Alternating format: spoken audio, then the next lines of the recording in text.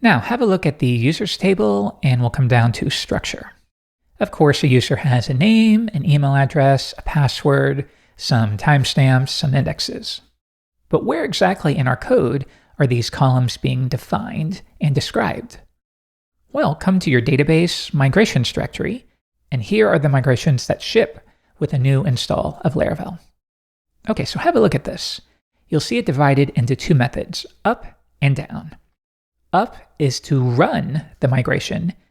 Down is to reverse the migration. So have a look here. To run the migration, we create a new table called users, and then notice this is effectively the blueprint for a table.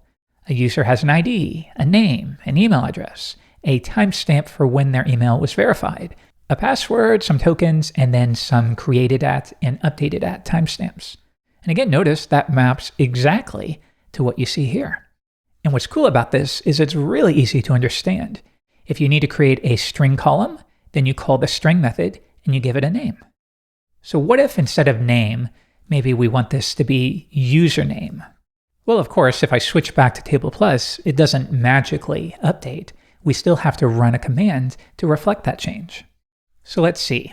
If I run PHP Artisan and I scroll up, you're going to see a few commands related to running your migrations. Have a look at this one right here, migrate rollback. Roll back the last migration. Okay, well, it sure sounds like that's going to map to what you see here. Or in other words, the down method describes how a migration is rolled back. And in this case, it drops the users table if it finds one. Okay, let's give it a shot. PHP Artisan, migrate rollback. But notice, it doesn't just roll back the users table. It rolls back all migrations that were run in the previous iteration. So now if I go back to Table Plus and we refresh this, those tables are now gone, just leaving the migrations table, which Laravel uses to organize each batch. Okay, so now let's run migrate again. And this time, if we refresh, notice our users table is back, but this time we have updated that column name. And actually, real quick, while we're here, in the migrations table, notice it tracks which of your migrations has been executed along with which batch. Now, you'll never need to modify this, but just as an example, if we made the users table part of this second batch, that means when I roll back, it will only roll back this single migration. Let's try PHP Artisan migrate rollback. So now notice the difference between rolling back here and up here. So if we come back and refresh, all of the migrations from batch 1 remain. And again, you don't even really need to think about that very much, but just so you have a basic idea. So I will run migrate again. And let's see what else we have here. If I scroll back up, you know how to roll back the previous batch. The last one I want you to focus on is here, migrate fresh. Let's just see what it does. PHP Artisan migrate fresh. And notice it starts over from scratch. It drops all of your tables and it reruns them all from the beginning. And this can especially be useful during development when you're still building up your tables. Just be careful though, would you ever run this command in a production environment? Think about it. Would that make sense? The answer, of course, is no. If you dropped all your tables in production, you'd lose all of your data. And then after it runs, you'd get your tables back, but they would all be empty. So you would never, ever, ever run this command in production. And in fact, I bet, let's just see.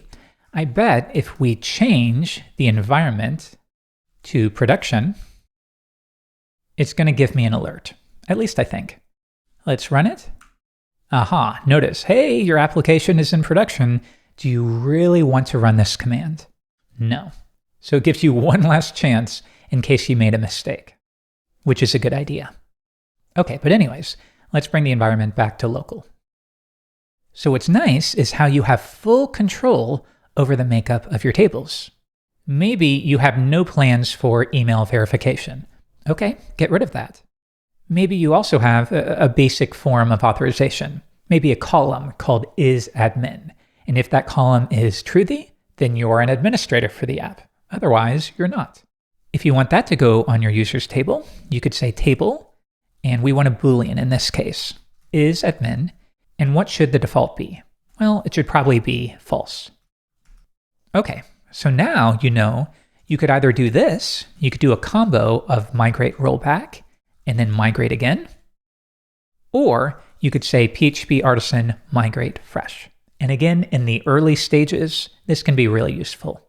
But again, to reiterate, every time you do this, if you have any data in those tables, it's going to, of course, remove all of it. And in the future, we'll talk a little more about how to deal with this and also how to reseed your database tables. So we'll come back, give this a refresh, and now here is our updated user schema. A username, an email address, no email verified at column, and then we do have a Boolean here. Now let's add a record here, and we'll say Jeffrey Way, Jeffrey@Laracast.com. Now, of course, your passwords always need to be encrypted. If this is your user's password, you never want to store that in plain text. It's a big no-no. And I'll show you how to deal with encryption in a little bit. For now, we'll use gibberish. Okay, next for the rest of these, we can stick with their defaults. And I'll hit Command S to commit that. Now, I'll show you a little tip. You can right-click on a record and then say copy row as insert statement. And now that's in your clipboard.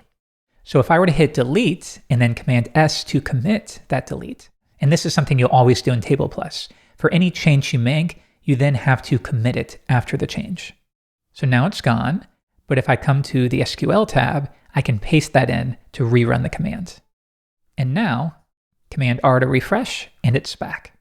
So all of this to show you, and just to prove to you, if we were to run migrate fresh again, it drops your tables, it rebuilds them, and now you've lost all your data. So that's something to keep in mind.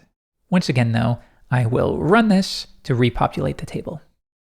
So now in the next episode, I'll show you how to map a single record from a database table to an eloquent model.